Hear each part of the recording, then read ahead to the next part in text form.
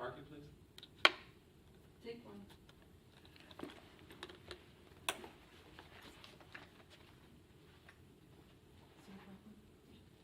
Anytime. Okay, well, let's begin. Can you give me a 25 words or less for popular consumption definition of affirmative action? Affirmative action is a set of techniques that,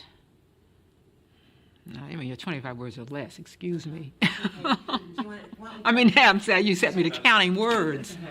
I'm sorry. I meant that. I mean, it's very hard to figuratively. define affirmative Right. action at all. Right.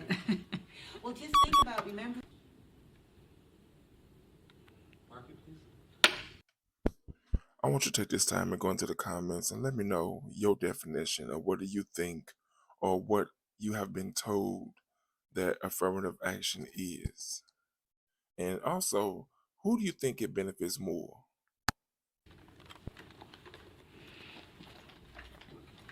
Okay, what is affirmative action? Affirmative action is a very diverse set of techniques that remove barriers that have excluded minorities and women from the workplace and from promotion within the workplace. Excellent. Cut. Okay. Yep. I think that may even be 25 words.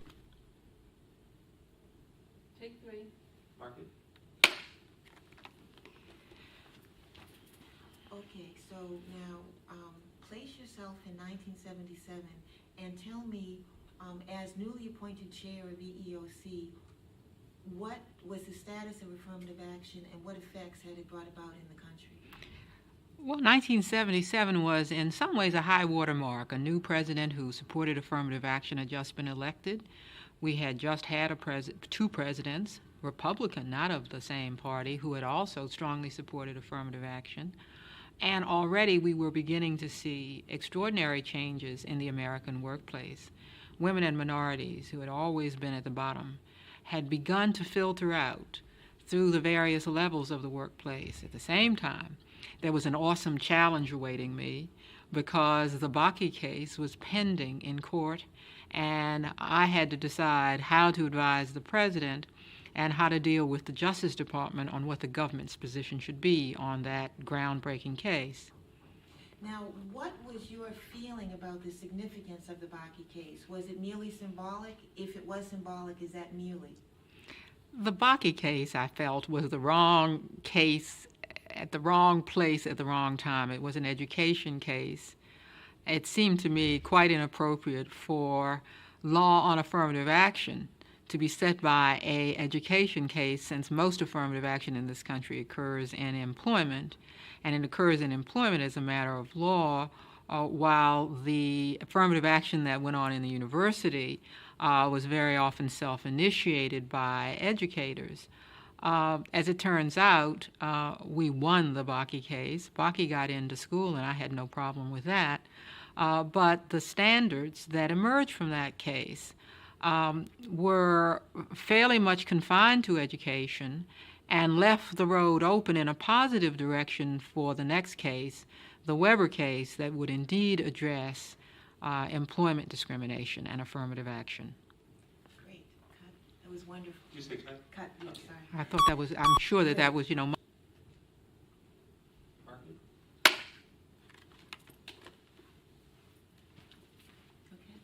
Okay.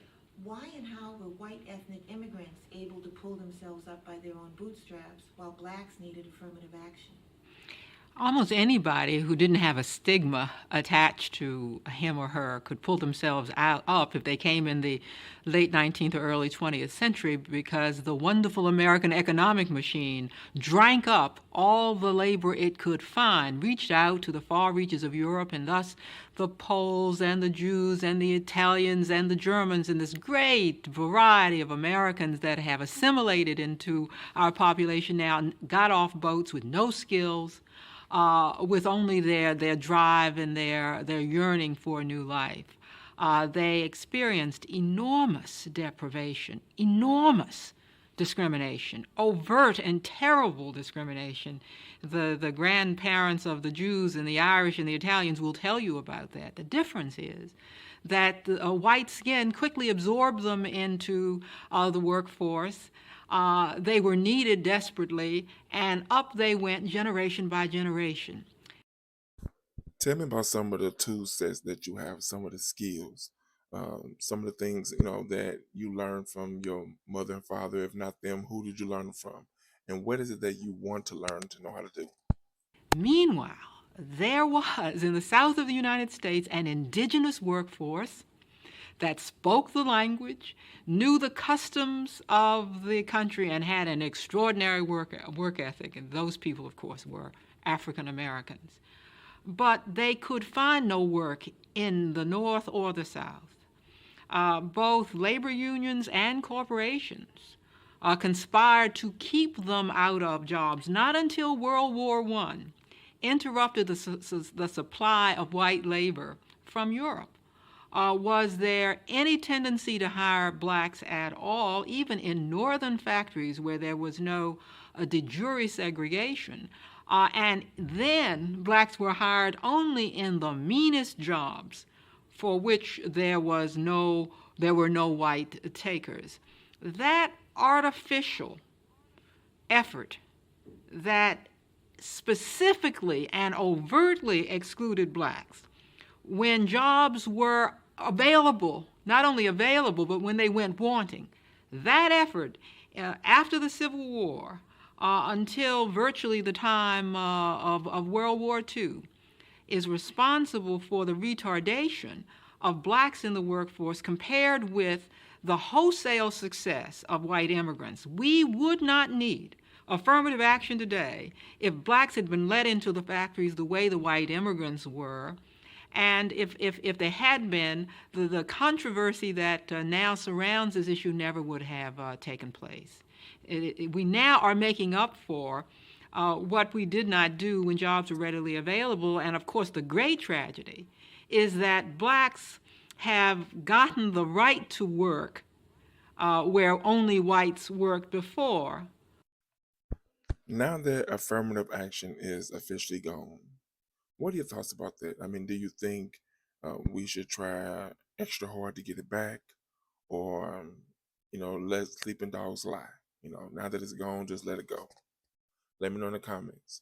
Only as the economy has become stagnant and no longer drinks up labor as it did in the late 19th and early 20th century. It is a real American tragedy.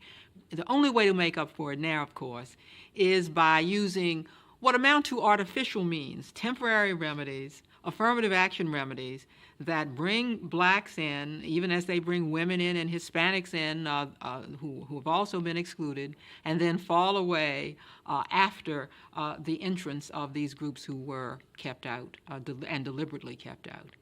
Now, you had a very interesting, to me, analysis of the way that economic change happens over generations, and you attributed the growth of the black middle class in part to affirmative action. Could you speak to that? You want to speak to the black middle class Yes. now?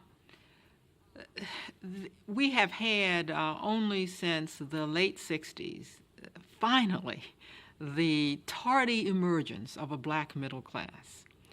Part of the reason, of course, is that people got access to education. But all the studies show that affirmative action has been critical to the formation of a black middle class. A black man with a college education in the generation of, for example, my husband's father, did what my husband's father did, worked in the post office with white men who had 8th grade educations. That, by the way, had the effect of discouraging black men from going to get a college education. Black women, of course, could teach once they got a college education. Black men were as likely to work as laborers even when they had a great amount of education. Today, beginning in the late 60s, after the Civil Rights Act was passed, it became possible for blacks to penetrate business, albeit at the lower rungs. It is business which is the business of this country, and when it became possible to be hired in business and in federal, local, and state governments, we began to see finally the emergence of a black middle class. It is fragile, it is still too small. But black people today, the majority, are at least in the working class or the middle class, while a third of blacks remain poor. Great, cut. It's wonderful. Now, Mark? what effect did the crazy economy of the 1970s have on black economic progress? The great tragedy is that the extraordinary, expanding American economy that has been available for virtually all white immigrants has not been available to black people, because by the time blacks got the right to work where everybody else worked, the economy itself was stagnating because it operated within an international economy where we are not always competitive.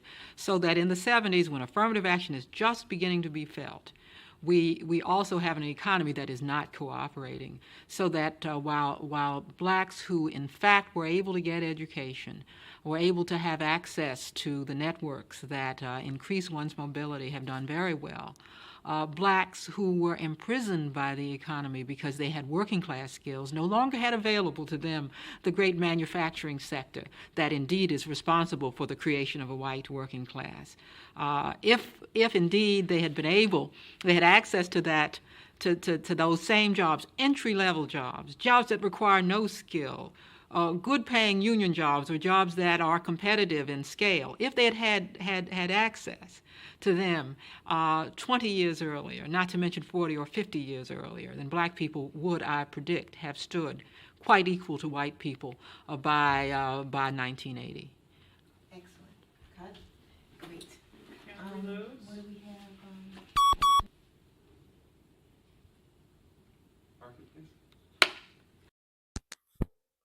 Let me know in the comments, what do you think it would take for all ethnicities to be equal to each other, no matter the sex? Let me know. Is preferential treatment for blacks in and of itself reverse discrimination against whites? The let me see, what's the word? I forget the name of the word I want to use.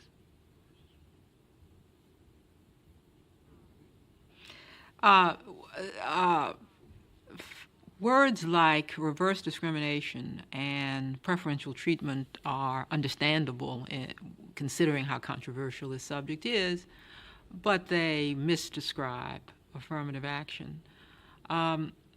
Affirmative action indeed requires the employer to reach out for people who have been excluded, but it also has other rules that protect those who've not been excluded. People cannot be hired for jobs who are less qualified than, for example, the white males with whom they compete. So there cannot be reverse discrimination or discrimination against such people. Understand, we have a kind of a logistical problem here. If, in fact, women, blacks, Hispanics have been excluded, the question becomes, how do you include them? How do you make up for the legal wrong? Well, you obviously have to reach out and show evidence that they have, in fact, been recruited and hired. In doing that, however, it's important that those people be equally well qualified, that people who are less well qualified not be hired. What causes the controversy, of course, is that there have been many court orders where the courts have required specific numbers of people to be hired in order to make up for past discrimination. But what is seldom alluded to is the fact that those same courts require a division of the jobs between those who have suffered no exclusion and those who have.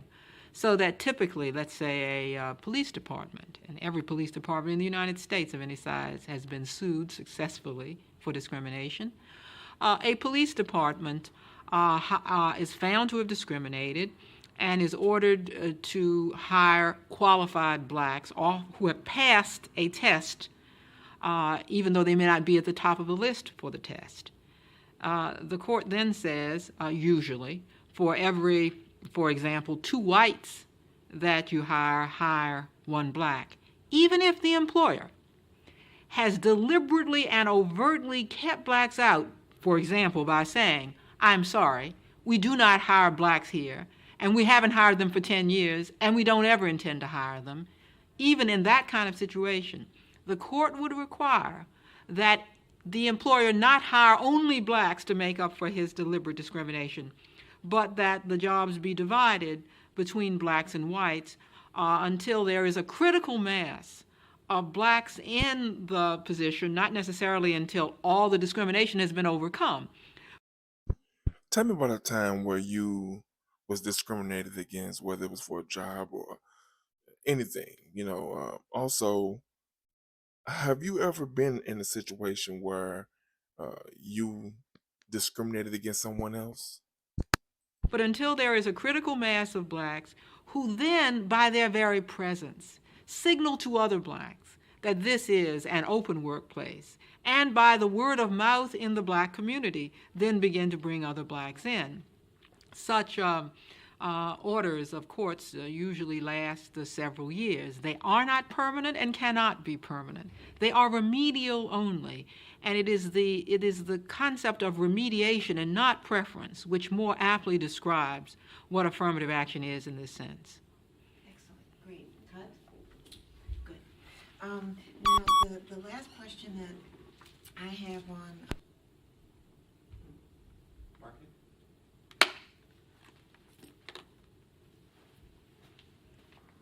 So can you tell us what you think some of the political implications were of the decision on the Bakke case? Hold on a second. Do you want us to cut, JJ? Yeah. Cut. Cut.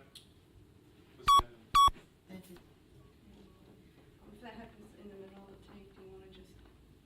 I want you to use your discretion and don't be purist. That's good. That's good advice. There's that on tape. I have speed. This is take 8. Mark it, please.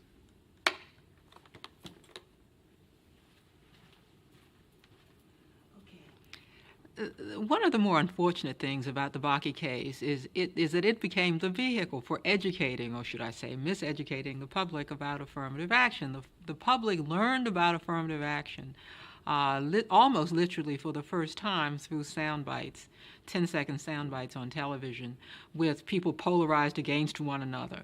As a result, what is really a quite complicated concept, one hard enough to explain even if you have a lot of time, became digested as an element of unfairness. Now, if indeed affirmative action of the kind used in Bakke or in later cases had been unfair, you could have depended upon the conservative Supreme Court to have struck down such measures. Instead, in case after case after case, the court approved affirmative action, and as time went on, even strengthened affirmative action. For the public to understand this somehow, however, it would have required the kind of for the public to have understood affirmative action as the Supreme Court was explaining it, would have required a level of sophistication or education on the subject that simply was not being done. Above all, it would have required the kind of leadership that increasingly we did not have on this complicated and controversial issue. Great. Cut. Good. Mark it. November 21st, 1984. A demonstration took place at the South African Embassy in Washington, D.C. I'd like you to describe why this demonstration was so significant or even necessary, and why you felt it was important for you personally to participate in it. Well, Randall Robinson, the head of I'm Trans-Africa. sorry, No, we can go now. Are you still on? Yes. Cut. Okay, good. Randall Robinson, the head of Trans-Africa, came to see me and told me what the plot was. 4 of us were to go, if I was willing, to the South African Embassy, where we would ask about conditions in South Africa, and I was to come out and inform the press that the other 3 did not intend to come out until trade unionists being held incommunicado were released. We were driven to this tactic because the relatives of these trade unionists, their lawyers, could not get to see them, and we feared the fate of Steve Biko, the black student who was murdered in custody. It seemed to me just the right thing to do. Struggle does not begin or end at the borders of the United States. To be sure, I have some level of identification with people who are oppressed in South Africa. There is a kind of logical extension of the civil rights struggle. Remember, Martin Luther King didn't get the Nobel Peace Prize for leading an indigenous movement in the United States. He got the Nobel Peace Prize because of what his work showed the world about equality and freedom. And those of us who live after him, it seems to me, have to be responsive to similar problems throughout the world, and thus to move on the South African embassy to raise consciousness in this country on brutal oppression based on color seemed to me to be just the next step in the American civil rights struggle. Excellent. Cut. I know they'll be happy with that, and I think that you captured both. Market, please. As a black woman who has been involved in many of the struggles for civil rights, what is your personal philosophy of struggle and moral authority? When the civil rights movement is no longer needed, and we ask ourselves, what did it mean? It seems to me the answer will mean that it meant something universal. It meant something beyond Chicago and Detroit and Mississippi. And if so, it meant that because of its impact on people who were not only black, but who were other things as well. We see the evidence. The women's movement, for example, was directly inspired by the civil rights example. Hispanics and American Indians understand about equality because of the civil rights example.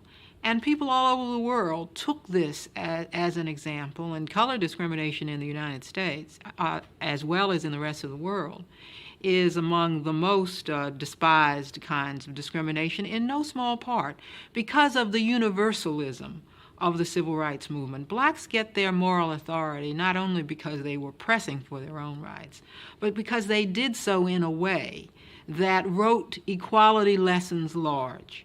And they wrote those lessons large enough for people throughout this country and people throughout the world to understand the meaning of equality. And our movement, it seems to me, is important far more for what it meant to millions of people all over the world than what it meant for 20 million Americans. Our own freedom is precious and important, but in the end, what gives our movement its majesty is the example it set throughout the world for people of color and for people who in any way were oppressed, and found in that example a reason to hope and strive for a different life. Good. Wonderful. Thank you. Oh, God. You know, as of lately, I've been hearing people throw that word oppression around a lot lately. It's so much so to the point to where it's almost starting to lose its meaning. But let me know in the comments, what is your definition of oppression? Thank you.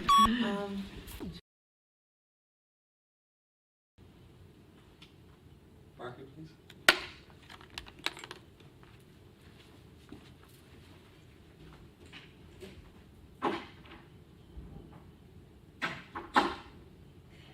Did the black consciousness climate at all influence your decision to get an afro? Oh, certainly so. I'm the oldest of three girls who had her hair straightened for her whole life and every 2 weeks had to press her edges. And the notion that I could be free of this and embrace my identity was utterly alluring. On the other hand, as an early afro wearer, I would also have not been in conformity with what most black women at the time was doing, and added to that was the fact that I was a young lawyer representing unpopular clients because I was an American Civil Liberties Union lawyer professionally. So I had to consider my own utter attraction to the afro, and you can see it hasn't left me yet, along with my professional responsibility. Particularly did I have a client who was appearing before the military authorities, and I wanted to make sure I didn't prejudice him, so I had to think long and hard, and finally I thought, my goodness, judges are trained to disregard everything but the evidence, and I'm going to get my hair cut. It had to be cut real short because it had straightener in it, so to get down to the nap, they had to really, really cut me short. I didn't tell anybody what I was going to do, but often when I went to the hairdresser, and we lived in New York then, my husband and I would eat dinner with my in-laws at their apartment in Harlem. So I told them that I would be by after I went to the hairdressers. I walked in the door, and everybody's mouth flew open. Nobody dared criticize. And I think they didn't really want to criticize, but they were, to say the least, shocked. I said, I certainly hope the judge before the Military Court of Appeals isn't as shocked as you all are, or else I'm in trouble, or at least my client is. My own parents, I have to give them credit, seemed to absorb this well when I came. Again, I gave them no forewarning. I think I was at least interested in seeing what the first reactions of the generation above me would be when straight hair was banished for me. I recognize, though, as more and more black women embrace the afro, that we were not only engaged in an act of fashion, that we were embracing our black identity, and that was indeed healthy, and that it had to happen. At the same time, as the styles have gone diverse and many people now straighten their hair, I am not critical of that. The reason I am not critical of it is because I think the point is now made. Once that nappy hair came out and got the approval of black people, then we were free to do anything we wanted to do, including straightening our hair so that it would not then be an act in any way of implied self-hate. So that while I must tell you, as I tell my son, who wonders why I'm out of fashion with my afro, while I must tell you that I'm going to go into my 90s or however long I'm able to live in this world with this afro, because it's easy and because my identity is so wound up with it, I am not at all critical of blacks who in their womanish ways want to embrace whatever is the fashion of the moment, and that just might happen to be straight hair sometimes. Now, can you just give me a topic sentence and tell me what year it was that you got your afro? That's where I need Edward. Because I think it was 68, but I could be wrong. My husband, who has a photographic memory, forgets nothing, which is also bad to have a husband who forgets nothing. I literally want to see. I don't want to get this wrong, because what? Mark,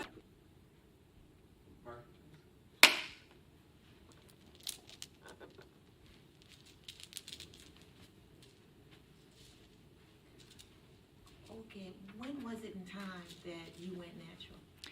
It was the late 60s when the afro had begun to emerge, but was by no means yet fashionable. Indeed, you were subject to be asked, why didn't you go get your hair done if you came up with an afro at that time, even though it was beginning to flower here and there. Okay, I'm sorry, could I have that again, and could you give me a verb in it? You know, something in the Oh, ways, okay. oh, I see. Yeah. Mhm. Okay. Okay. I began to wear an afro in the late... Sorry, could you start over? Mhm. I began to wear an afro in the late 60s when the afro had begun to emerge but was by no means fashionable. Indeed, you were subject to be asked in the streets, why didn't you go get your hair done if you had one? But it was beginning to flower here and there by that time. Okay, great. Cut. Okay, now, 14. mark it, please.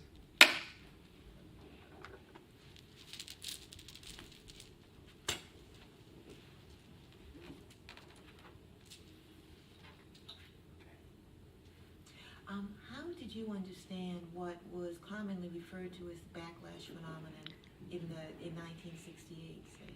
Well, there was ever the concern in the movement about backlash. We had known only white resistance to integration and equality, so that we feared that every advance we made would meet its own counter move, and we called it the backlash. We were sure that that would happen from the sit-ins. We were sure it would happen from the March on Washington. We were sure it would happen from the urban rebellions, the great riots that swept the cities. Frankly, we thought white America had a very low tolerance for actions by blacks to correct their conditions, and certainly for unlawful actions. The rebellions, the city rebellions, of course, had a high unlawful content, and you began to hear the language of law and order, the code words that came to be applied to movement activity, even that was not unlawful. As it turns out, backlash full face did not emerge until around 1980 with the election of Ronald Reagan. Great, cut. Good. How much do we have left in this? Mark it.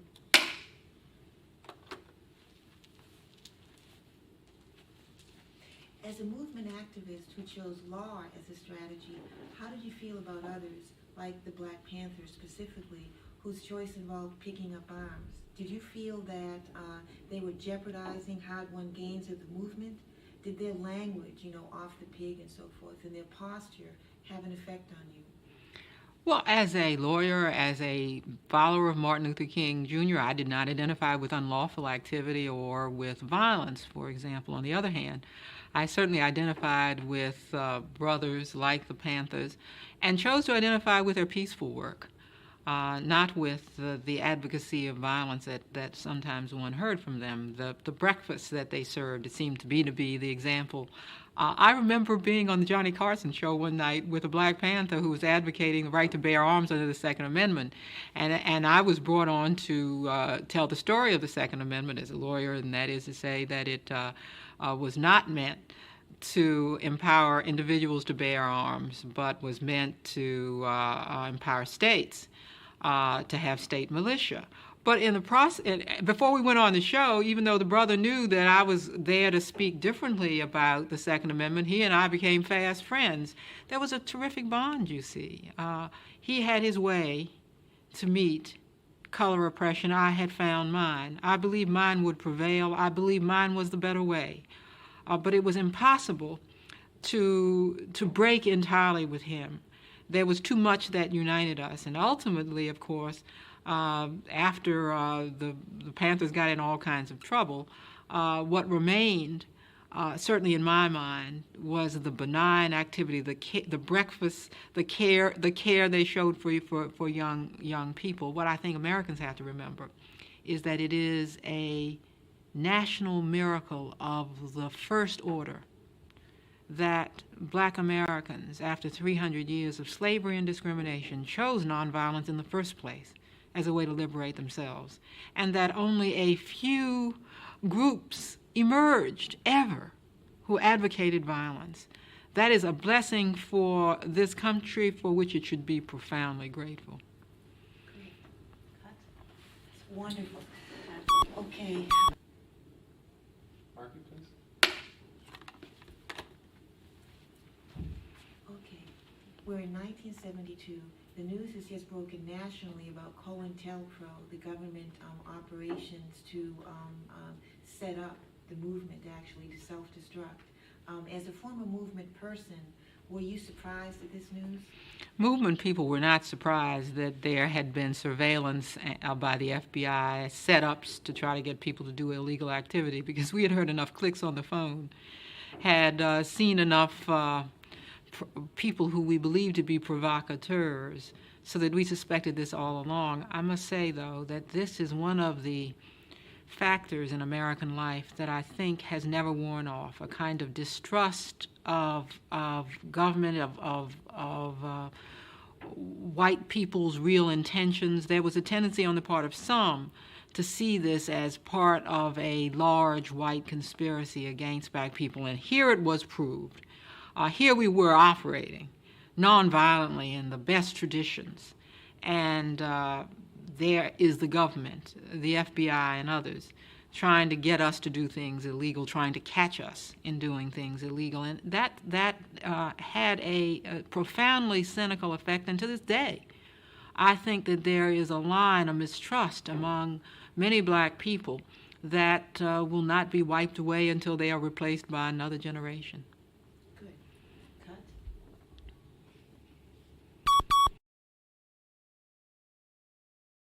Numeral 4131. Market, please.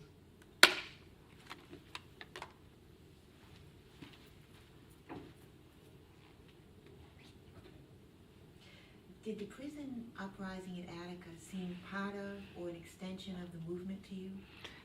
In some ways it did. We have a kind of continuum here. The movement begins with ministers like Andrew Young and Martin Luther King. The students, middle-class students mostly, like myself, take up the movement.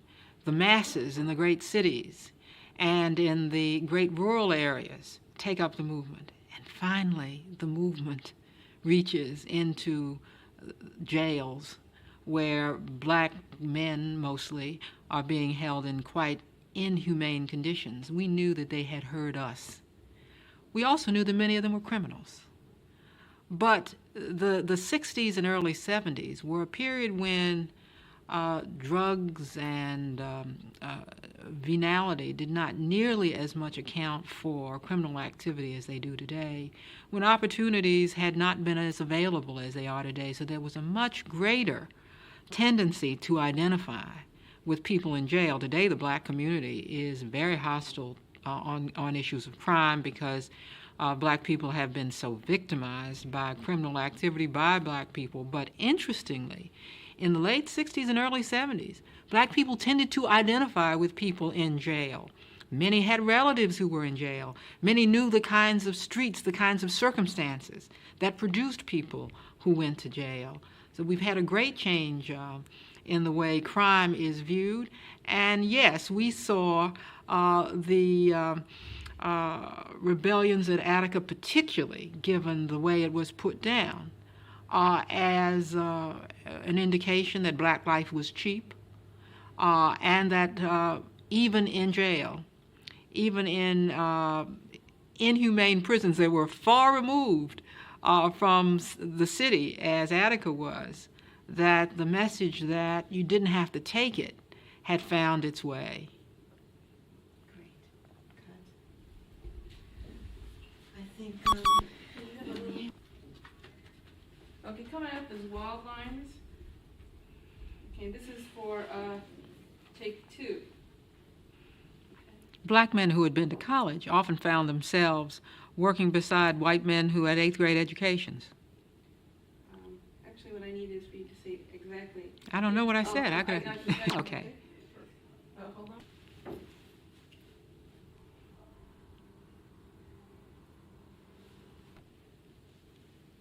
ahead. Even when they had an education. Managed to just then. Even when they had an education. Black men, even when they had an education.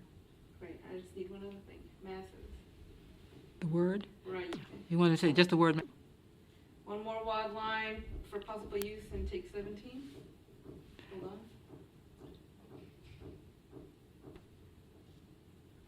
Masses of people in the great cities. Once more.